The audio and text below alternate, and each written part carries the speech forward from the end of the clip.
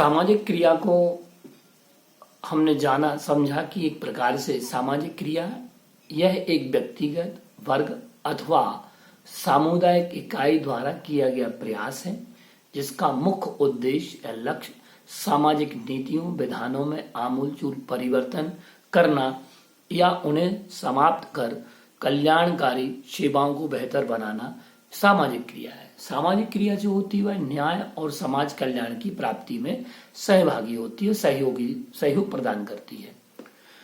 समाजशास्त्री पार्सन्स ने अपनी पुस्तक द स्ट्रक्चर ऑफ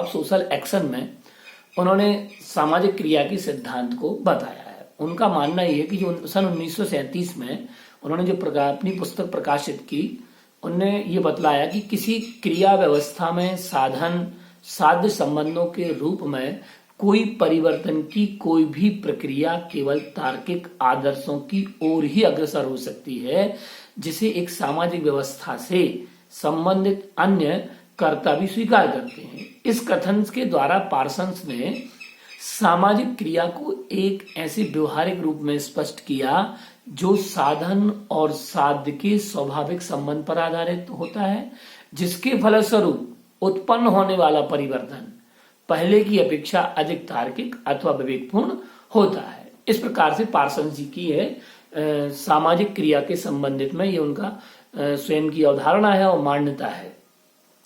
पार्सन्स जी ने जो ये बात कही है, उनके कहने से, क्योंकि उन्होंने सामाजिक क्रिया के सिद्धांत के अंतर्गत 4 प्रमुख तत्व माने हैं। सबसे पहला तत्व कर्ता, दूसरा लक्ष्य, तीसरा साधन और चौथा परिस्थितियां।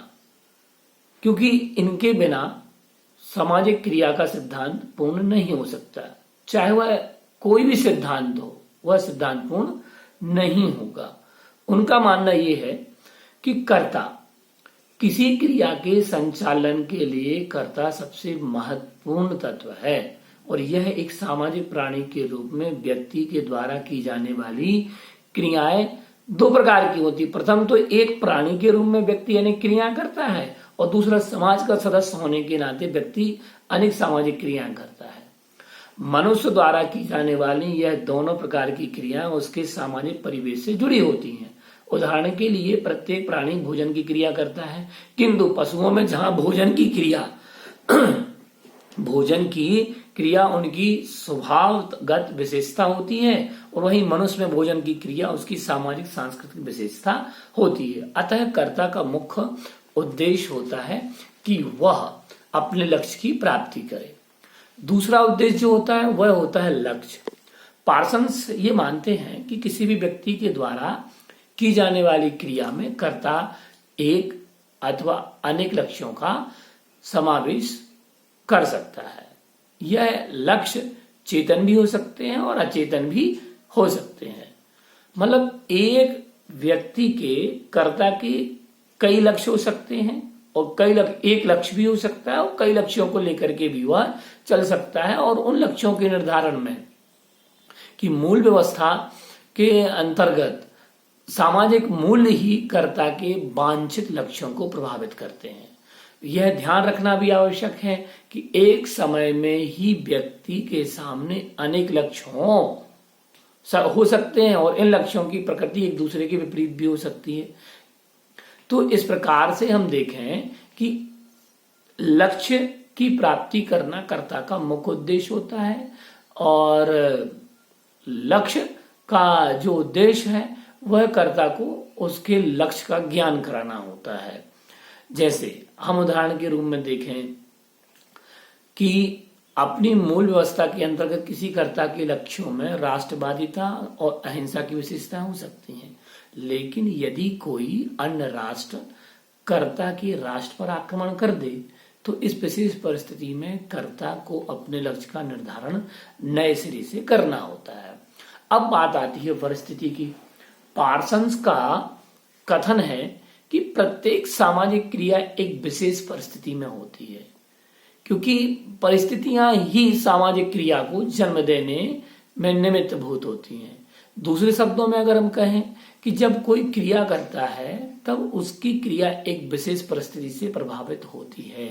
विशेष परिस्थिति से पार्सन्स ने जो तात्पर्य बताया है, मुख्यतया कर्ता के सांस्कृतिक परिवेश, उसकी आनुवांशिक विशेषताओं तथा कर्ता के द्वारा अर्जित मानसिक स्थिति से है कि परिस्थिति जन्य उसकी जो मानसिक स्थिति किस प्रकार की है, ये भी अंतः क्रियात्मक संबंध को प्रभावित करती है।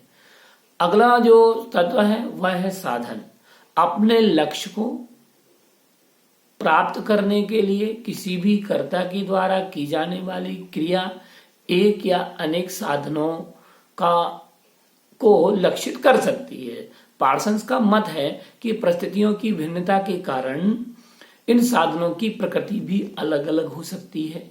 इसके अतिरिक्त स्वयं कर्ताओं की भिन्नता के आधार पर भी साधनों की प्रकृति में भिन्नता आ जाती है। तात्पर्य यह है कि कर्ता द्वारा जो साधन उपयोग में लाए जा सकते हैं, यह आवश्यक नहीं कि वह अन्य कर्ताओं के द्वारा भी उन्हीं साधनों का उपयोग किया जाए।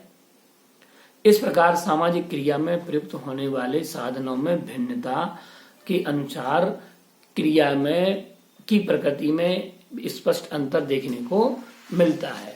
तो हम अगर देखें तो कर्ता, लक्ष्य, साधन और परिस्थितियां, ये पार्सन्स के अनुसार उनके सामाजिक क्रिया के सिद्धांत के मूल तथ्यों में मानी जाती हैं।